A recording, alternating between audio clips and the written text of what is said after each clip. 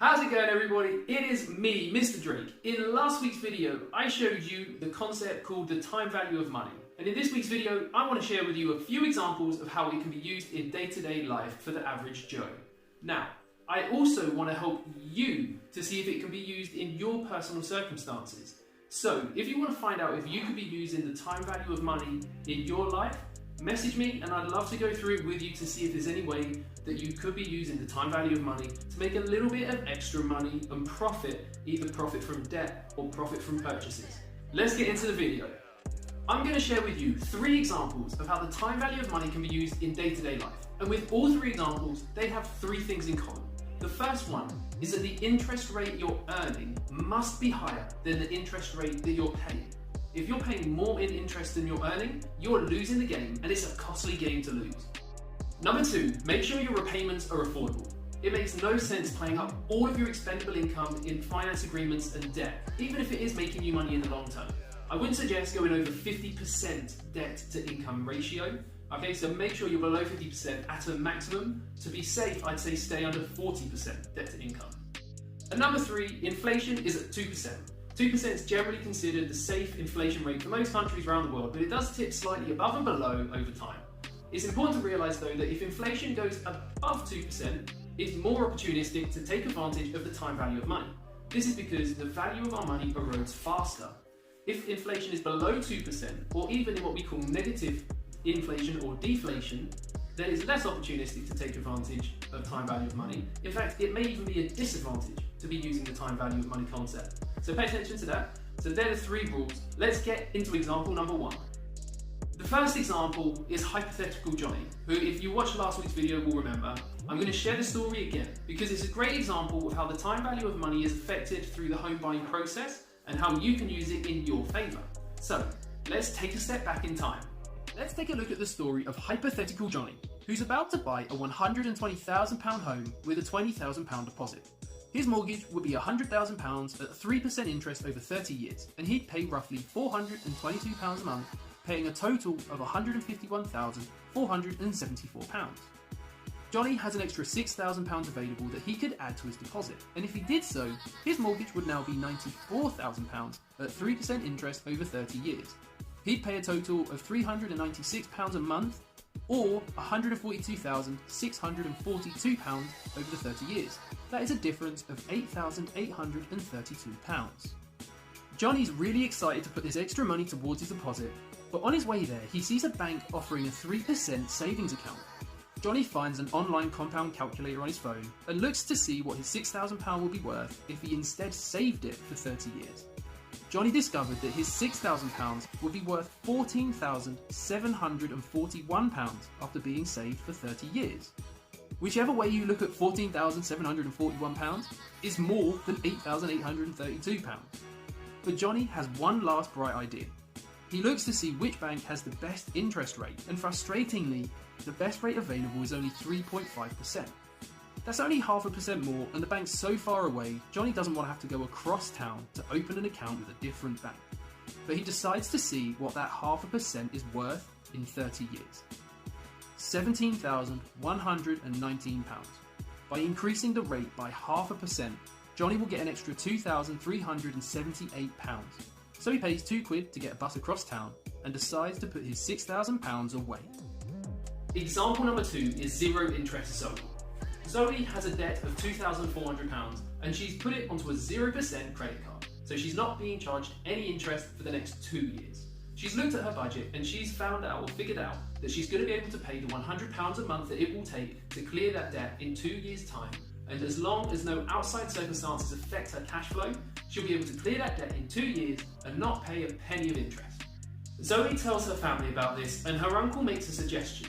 Because he understands the time value of money, he suggests that instead of paying £100 a month towards the debt, she actually pays the minimums and instead saves or invests that £100 a month until the end of the 2 years and pays it in a lump sum at the end.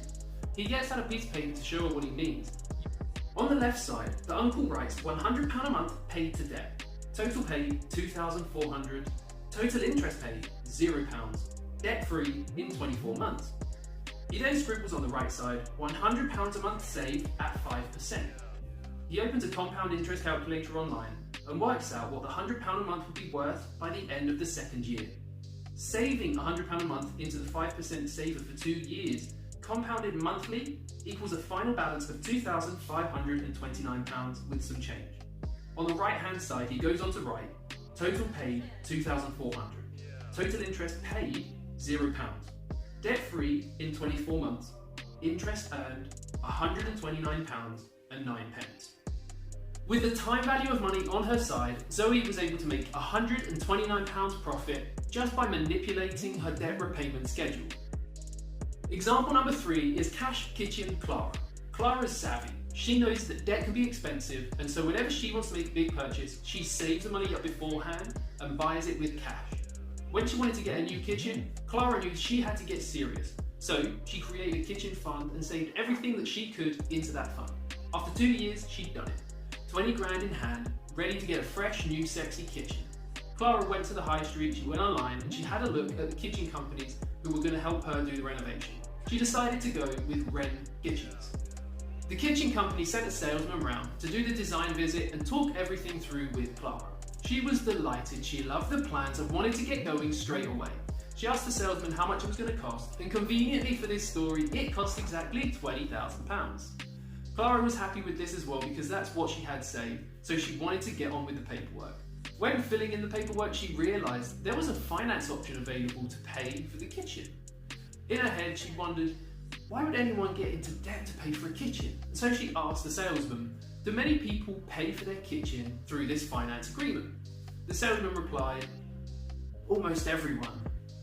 She felt bad because she didn't understand that way of thinking. Why put yourself into debt to fix the kitchen when you could save the money up and pay for it up front? So she asked out of curiosity, what's the interest rate on the finance agreement? And the salesman replied, 0% interest for the first 5 years. Clara felt relieved. At least these people in debt weren't going to have additional financial pressure applied to them because of the interest rates.